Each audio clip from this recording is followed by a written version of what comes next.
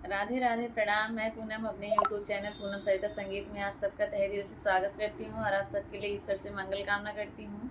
आज हम लोग बहुत ही प्यारा भक्ति गारी गीत लेके आए हैं। आप लोग सुनिए, कैसा लगा कमेंट में ज़रूर बताइएगा। इस समय बहुत ट्रेंड में चल रहा है।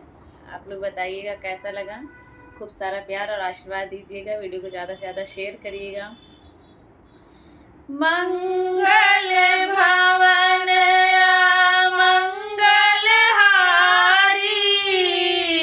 समधि के बहिनी के महिमा बभारी।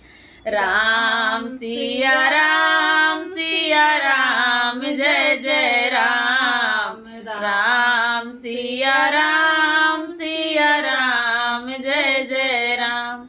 जंगल के बनरा से कैली उयारी, ओई संग घूमेली डाली डाली।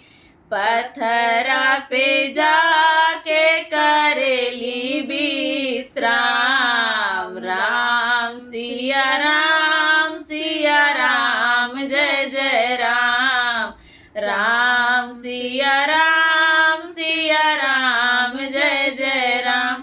एक दिन लिहली बात बिगाड़ी, बनरा लिहले से बार उखाड़ी।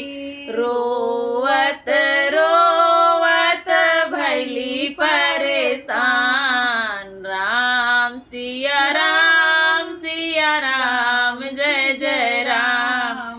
राम सिया राम जय जय राम। खबर सुनी के समधि आए, बहिनी के अपने गले से लगाए। पूछन लगे बहनोइया के नाम। राम सिया राम जय जय राम। राम सिया राम जय जय राम। मंगल भवन मंगल हारी, अगुआ के बहिनी के महिमा